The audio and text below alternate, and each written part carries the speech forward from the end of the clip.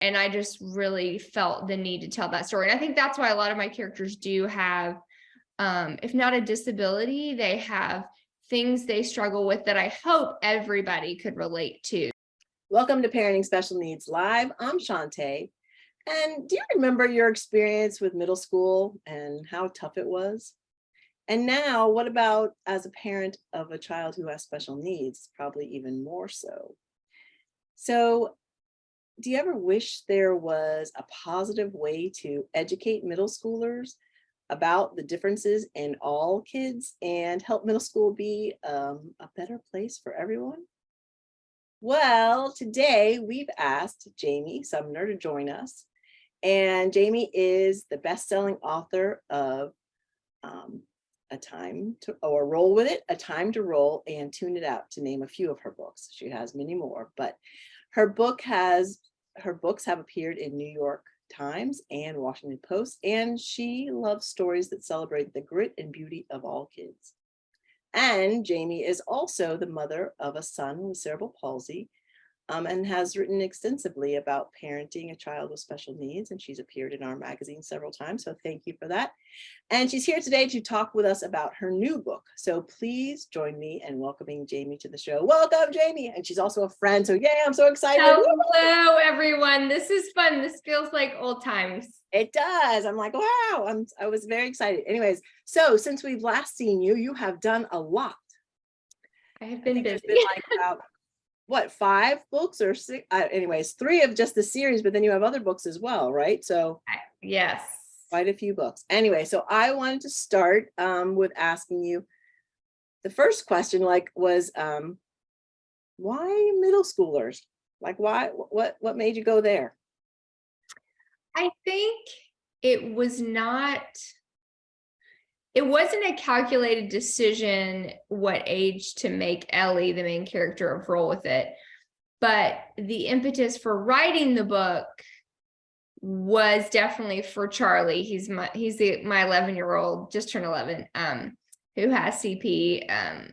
But this happened, the idea for the book happened when he was in like pre-kindergarten, like he was touring his kindergarten, actually his elementary school library, and I was wheeling him around in his wheelchair, and we were looking at all the books, and there was not a single book with a character like him on the cover. And of course I noticed those things as a writer, and I didn't want Charlie to grow up thinking he was the only one, or thinking nobody cared or nobody could understand him.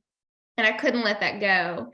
And then the story that came, Ellie, the main character, her voice was just very much, she was 12. Like that was it. Like she was a 12-year-old, and she was sassy with her mom, because at 12 is when you start, fighting back a little bit on decisions. Or if you're my daughter, who's not going to be 9, she's already doing that. But so in my mind, she was 12, and I didn't even know middle grade was a category in books, because it wasn't when I was a kid. It was like children's picture books, and then chapter books, and then young adult kind of came around when I was in upper, like high school. But then it was the big giant leap to adult books. They didn't even have middle grade. So when I started writing the book, she just happened to be that age. And I'm so glad she was, because middle school is the best age for reading, but also for like embracing new thoughts. And the school visits are so fun. As a former teacher, it's just so fun to get to go into elementary and middle schools, because they're just so, like, they have no filters. They ask whatever they want. It's usually something, like off the wall, unexpected happens, and the teachers get embarrassed. And I'm like, this is why I do this. I love it. So I have to share it too, because I finished the book last night. So I'm not going to give away details, but so what I noticed on a couple of the things that I love, and knowing you from previous when Charlie was little, and that you've written for us from a mom's perspective, I love that you kind of have that she's a positive role model for everyone. That is awesome. And that also that you educate everyone about certain things throughout the book. That, I mean, you're not educating them and like slapping it in their face, but you're saying it in a way to let everyone know, like, I'm going to use one example from the book, but like, you don't touch my wheelchair. it's like my personal space. But I was like, oh, I love that she's doing that and educating people in a way that, just a great way to like let people know like what other people feel that don't necessarily get out there and say all of those things. So I love that aspect of it. And I love, this is the other thing too that I thought when I was reading it, was like, how do you get back to a 12-year-old mindset? Oh my God, when she's mad at her dad or whatever, I'm like, how do you go there? So share with us about, how do you even put yourself back in that place? I don't know if it's a good thing or a bad thing that it wasn't very hard to go back to 12. I think it helps to have kids and see what they're going through.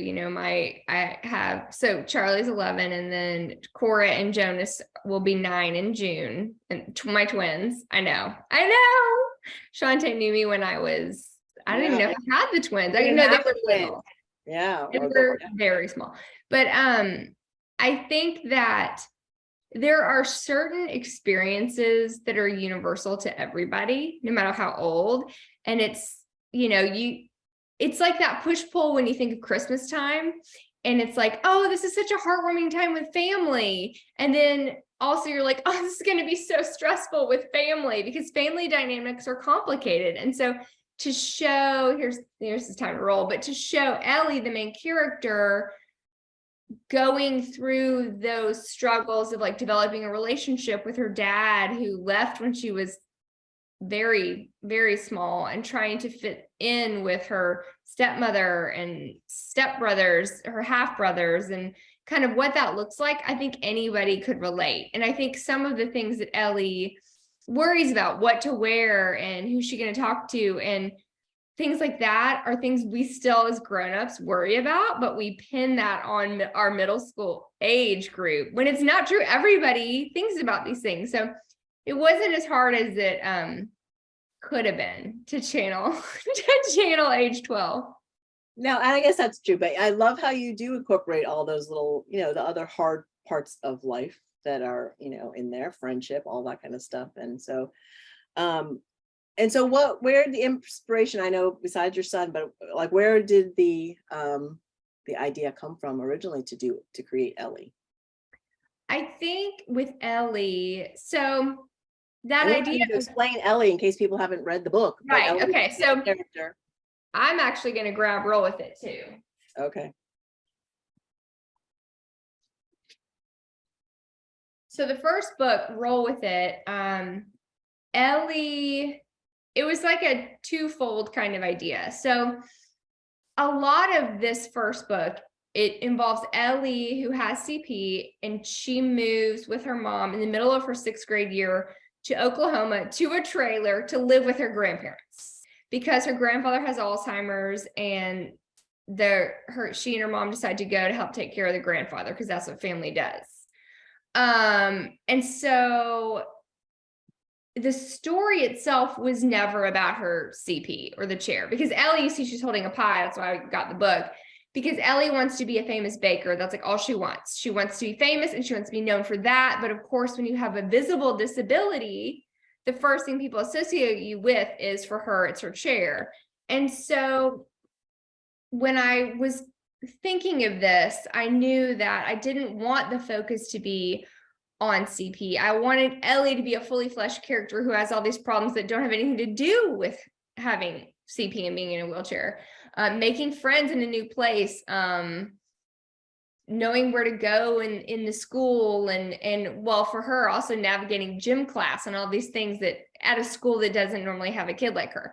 So there was this idea of her spirit almost first, like her attitude and her sass.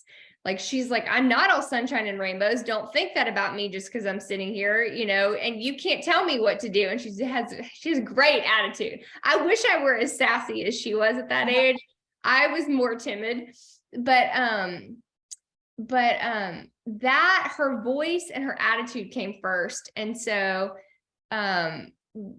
once I kind of got the story rolling, no pun intended, I've got to stop doing that. I can't, it's an accident now, using roll and rolling in everything I say, because it's just on the brain. But once the story was underway, a lot of it actually came from my life, my grandparents in Oklahoma, my grandfather who has had Alzheimer's, and kind of what that looked like for me. And a lot of it's Ellie, but it's also me. And then the mom is very much me, like that. When do I stop fighting for her and let her fight for herself? And so it's kind of like a quilt of things stitched together from personal experience, from this idea I had from sweet Charlie, and it all just kind of came together in the first book. Yeah, and Cora got her name in there, right? That's your daughter, right? Do you know that I didn't even do that on purpose? I didn't realize it till a reader said, "Oh, Cora Lee, you mean Cora Lee and your daughter's Cora?" And I'm like, that's right. I didn't even think about that when I named her Cora Lee. It's because I had read a book that had a character with a hyphenated Cora name, and it wasn't Cora Lee, it was something else, but then it stuck and I wanted to do that.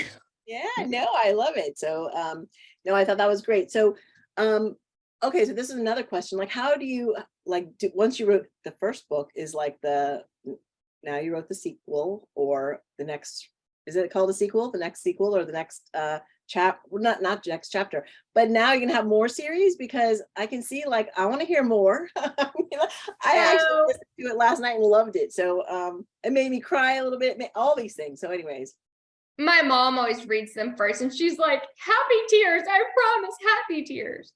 But when I first wrote Roll With It, right around when it came out, or maybe right before it came out, when I was thinking about ideas for my next books, I asked my editor at Simon & Schuster, I said, I really would like to write a sequel. And she's like, honestly, unless a book does really well, we're not going to go with a sequel. And we just don't know that. And so put your mind elsewhere. And I was like, okay. And I really, truly thought I would never write a second one. And I wrote a bunch of other books in between.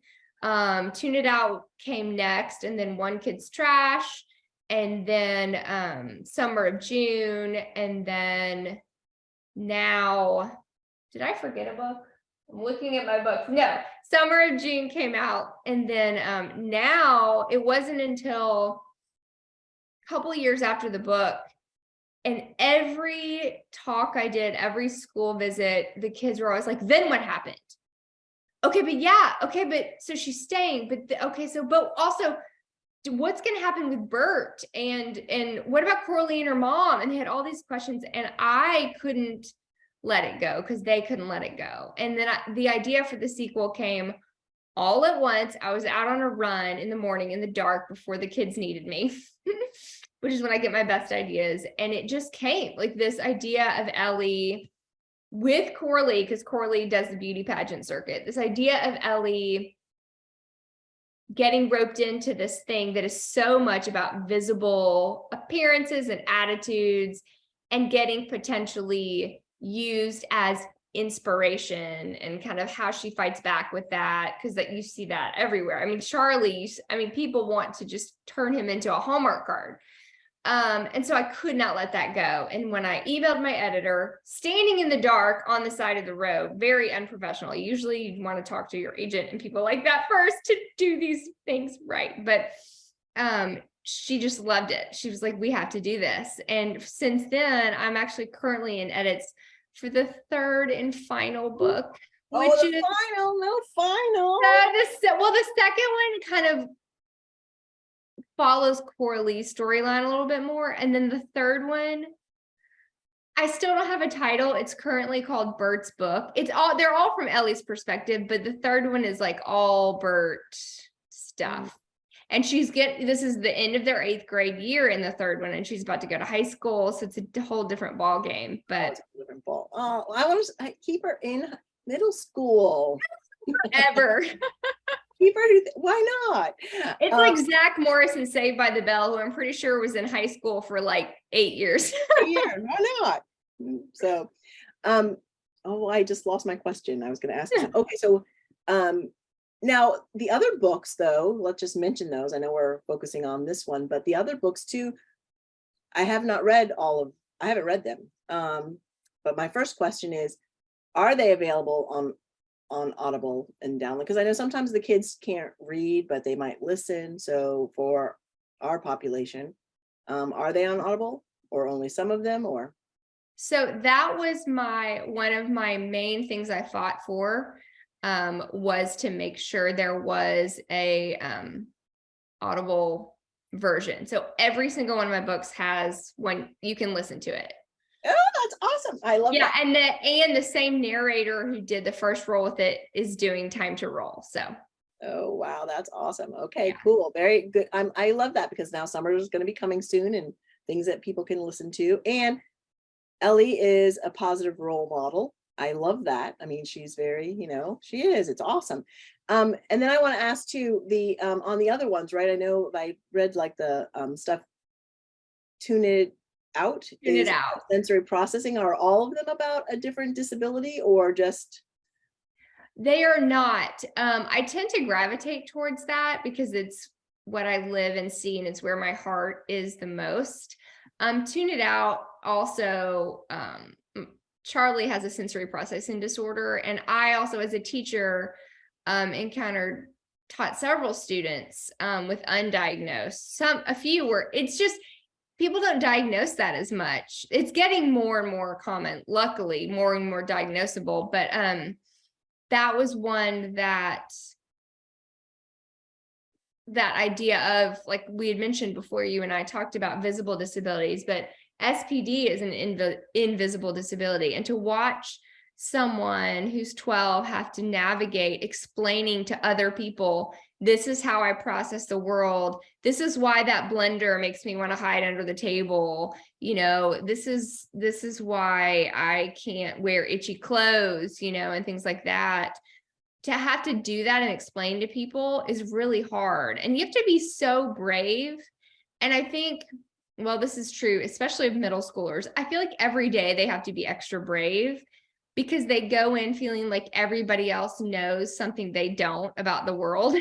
Like their peers somehow figured out how to be cool, but they don't know how to be cool. And how did everyone know to buy this brand of whatever it was, or watch this video and talk about it the next day? Like, it always feels like you're kind of one step behind, which isn't true. Everybody feels that way, but you think you're the only one. And so for a kid who has that extra thing that they have to explain to people, that to me, those kids are so tough. And I just really felt the need to tell that story. And I think that's why a lot of my characters do have, if not a disability, they have things they struggle with that I hope everybody could relate to, that outsider feeling or that lost feeling or misunderstood feeling. I think anybody could relate to. Wow. So when is the new book coming out? Oh, so it's coming out April 4th, which Oh, as we record this is very, very soon. I'm so excited. I'm so excited to start school visits and talk to the kids. And I've already done one where they got early copies and they had already read it. And it was so much fun. I don't know. I enjoyed it very much. Like I said, yes, I enjoyed it. So thank you. So I haven't even read the first one. I might go back and get the first one. And I'm glad to hear they're on Audible because that's how I like to listen to I mean, I'm busy, so I don't always have time. So it was awesome. So, all right. Well, anything else that you wanted to talk about that maybe I didn't ask? Like, where do they go to find the book? It's on Amazon. It's on Audible. It is everywhere. Books are sold. I always say, if you can buy from your local bookstore, do that. Ask your library to order it if you can't afford a book, and they can get it in, and then you can get it that way. Just whatever is most accessible and easy for you, do that. But yeah, it'll be everywhere. Target, all those places. So wherever you have a gift card. I remember your Target. Yeah, because I remember like you were one of the first moms, as a Miss Change agent, when Charlie was at Target and you pointed that out to everybody and that went viral, right? So like when they started having the Cat and Jack or Jack and Cat or Cat and Jack. Yeah, the Cat and Jack disability friendly clothing line, and Charlie absolutely lost his mind because we were walking through Target and he saw a kid in a wheelchair on a huge billboard. Lost his mind. So of course I had to write about it, and I wrote about that. I think that was for the New York Times. And it was so, Well, before, that moment is so vivid still in my brain of him. I think before you even wrote about it for the New York Times, you shared about it, right? And then it Yeah. kind of went viral, and then Mhm. the New York Times wanted you to share about it. So yeah, so that was awesome. So now I see other parents doing it, but I like know that you were the first one. And far as I know. Oh, I know. I have one other quick question for you. Have you seen any other? I mean, are there other writers that do this kind of